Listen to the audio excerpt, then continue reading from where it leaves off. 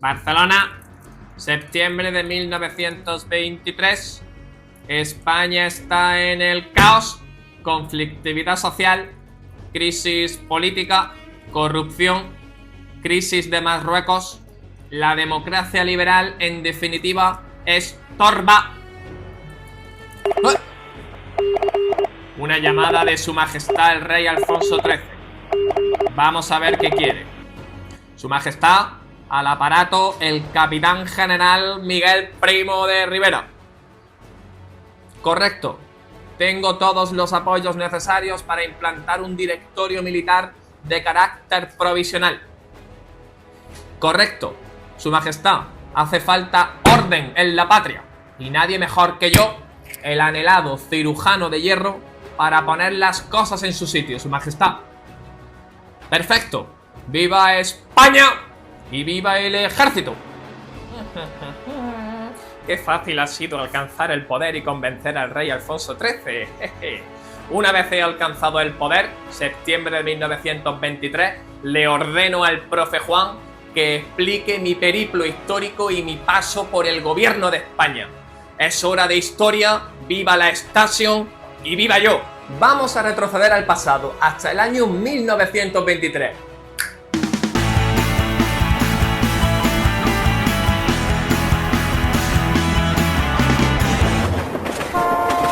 Primo de Rivera asumió el rol de cirujano de hierro, que muchos regeneracionistas y la opinión pública consideraban que era necesario. El general dijo que daba el golpe militar para acabar con el caciquismo, la corrupción, la conflictividad social, pues había sucedido, entre otras cosas, la revolución de 1917, la crisis de Marruecos con el desastre de Anual, la ley de fuga, el asesinato del presidente Dato, etc. Ha ocurrido algo muy importante. ¿Más importante que ir a cazar perdices? Déjame que lo dude. Es Primo de Rivera. Ya era hora. Gracias, Majestad. España necesita recuperar sus valores y su honor. Y aquellos profesionales de la política que nos ofrecen este cuadro de desdichas y de inmoralidad desde el año 1898. El contexto internacional tampoco era halagüeño, pues había emergido en Italia el fascismo. Los últimos gobiernos liberales pretendían democratizar el sistema, reducir el papel de la Iglesia, pacificar Marruecos, pero el rey vetó todas estas leyes. Todo esto junto con el expediente Picasso, un estudio para averiguar qué había sucedido en Marruecos y que no dejaba en muy buen lugar a algunos miembros del ejército y al mismísimo rey Alfonso XIII. Todo esto precipitó el golpe de estado de Primo de Rivera, el 13 de septiembre de 1923, nombrándolo el rey 2 días después presidente del gobierno. Alfonso XIII acepta inmediatamente las consecuencias del golpe y, haciendo caso omiso de la Constitución, apoya la formación de un gobierno de militares presidido por Primo de Rivera. La mayoría de la población reaccionó con indiferencia y solo contó con alguna oposición del sindicato anarquista de la CNT. La dictadura de Primo de Rivera se dividió en dos etapas que vamos a explicar a continuación. Entre 1923 y 1925 se desarrolló el directorio militar, con altos mandos militares en el gobierno. Por ello, estas primeras medidas demostraron el carácter dictatorial de la dictadura. Primero, se suspendió la Constitución de 1876 y se censuró la prensa. Por eso, en segundo lugar, se disolvieron las Cortes, no había poder legislativo. Además, en tercer lugar, se cesaron a todas las autoridades civiles, siendo la más importante el gobernador militar. En cuarto lugar, si no existe poder legislativo, se prohibieron todos los partidos políticos y todos los sindicatos. Prepárate porque la vas a pasar mal. Todo esto, en quinto lugar, fue acompañado de una fuerte militarización en el orden público y se reprimió a anarquistas y a comunistas. Y extiende a toda España los somatenes, la milicia armada de voluntarios de origen catalán, con la misión de velar por la ley y el orden. En sexto lugar, se intentó eliminar el caciquismo con los estatutos provinciales y municipales, con el nombramiento directo de alcaldes y diputados provinciales. Así, en séptimo lugar, los ayuntamientos se disolvieron, sustituyéndose por juntas de élites, los mayores contribuyentes, los que tenían más dinero, y nombrados por los gobernadores. Al final, los caciques siguieron teniendo mucho poder, pues ellos eran personas muy adineradas y eran de los máximos contribuyentes en todas las ciudades y las áreas rurales. En octavo lugar, lugar, se frenó el proceso autonomista, es decir, se prohibió la mancomunidad catalana y todo símbolo catalán. Pero lo más importante de esta etapa fue Marruecos, y es que Primo asumió directamente el alto comisionado de Marruecos. Esto significaba ser la máxima autoridad allí. Junto con Francia, llevaron a cabo el desembarco de Alhucemas en 1925 y derrotaron al líder rifeño Abdelkrim. El éxito del desembarco es total. Las tropas aliadas trituran a la resistencia rifeña en la bahía de Alhucemas en cuestión de horas. 6 meses después, el ejército español domina el Rif y su líder, Abdelkrim, se rinde a los franceses. Los oficiales africanistas, los que han hecho su carrera militar en Marruecos, jugarán pocos años después un papel decisivo en la historia de España. Son Sanjurjo, Mola, Godet, Varela o Franco. Esta victoria dio muchísima popularidad y prestigio a Primo, que decidió quedarse en el poder. Oh, no. Bueno, sí. La segunda etapa, la del directorio civil, entre 1925 y 1930, Primo intentó institucionalizar el régimen para darle continuidad. El nuevo Estado respondía a un modelo corporativo basado en el fascismo italiano. En esta línea creó la Asamblea Nacional Consultiva, pues sus miembros no eran elegidos por sufragio, sino que estaban formados por representantes de diversas corporaciones y de las grandes instituciones públicas: municipios, universidades, patronales, administraciones, representantes obreros, etc. Su función era meramente consultiva. El partido único del régimen fue la Unión Patriótica, cuya misión era proporcionar una base social a la dictadura. Los afiliados al nuevo partido procedían del catolicismo, eran funcionarios y caciques rurales. La Unión Patriótica, que Primo pone en pie a comienzos de 1924, es un partido único, todos los demás están prohibidos, que aspira a convertirse en la columna vertebral de la nueva política del dictador.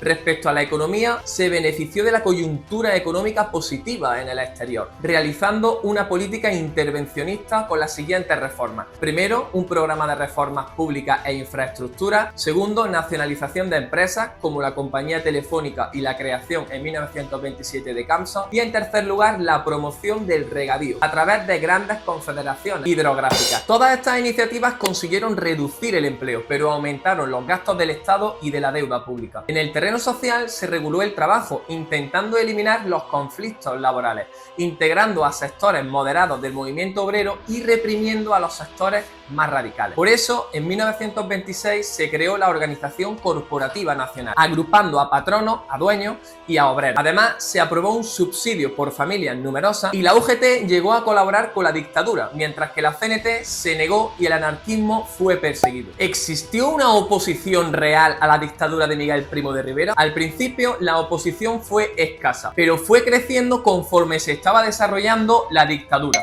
Los republicanos exigieron elecciones y apoyaron abiertamente conspiraciones militares como la Sanfanada del año 1926 y que fracasó al ser descubierta poco antes del golpe. Algunos partidos como Alianza Republicana, con líderes como Manuel Azaña o antiguos monárquicos como Niceto Alcalá Zamora, protagonizaron campañas contra el general Miguel Primo de Rivera. En segundo lugar, los intelectuales denunciaron la censura, la falta de libertades de expresión y el cierre de la Universidad de Madrid. Se promovieron huelgas y manifestaciones, y algunos grupos intelectuales liderados por José Ortega y Gasset, Gregorio Marañón y Pérez de Ayala publicaron el manifiesto fundacional de la agrupación al servicio de la República. Respecto al nacionalismo, las medidas anticatalanas provocaron un distanciamiento de partidos como la Lliga y de otros como Francesc Macià, que apoyaban abiertamente la proclamación de una república. En cuarto lugar, el movimiento obrero fue perseguido y por ello la CNT quedó dividida en dos secciones: la FAI, partidaria de la acción directa, y sectores más posibilistas, es decir, aprovechar las posibilidades dentro del contexto, como Ángel Pestaña. Dentro de la UGT y del PSOE hubo miembros que colaboraron activamente con la dictadura, especialmente en los primeros años, y otros que se opusieron a la dictadura como Indalecio Prieto. Por último, y respecto al ejército, muchos sectores todavía estaban descontentos, pues Primo de Rivera tenía preferencia por los africanistas. Los años finales de la dictadura de Primo de Rivera coinciden con los tristes años 30 en Europa. En España, la fuerte oposición republicana, el descontento de muchos sectores conservadores con la dictadura y el movimiento obrero condujeron a que Alfonso XIII obligara a Primo de Rivera a dimitir. El rey pretendía una vuelta a la normalidad previa a la dictadura, es decir, al sistema bipartidista turnista. Con el prestigio de la monarquía profundamente deteriorado a causa de su complicidad con la dictadura,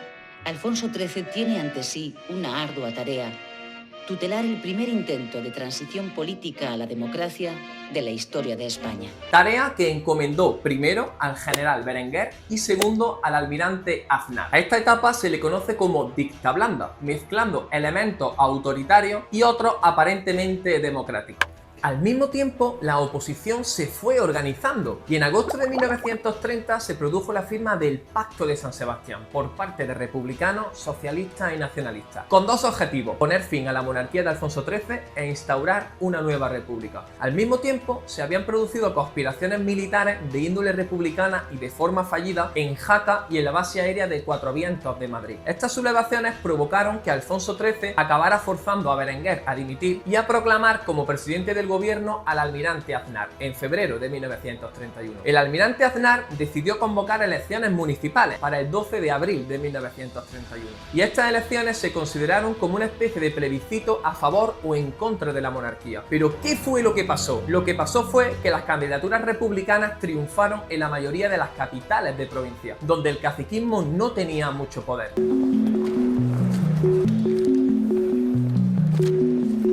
¡Di algo, por Dios! En España, en las capitales de provincia, los republicanos han ganado en 41, los monárquicos en 9.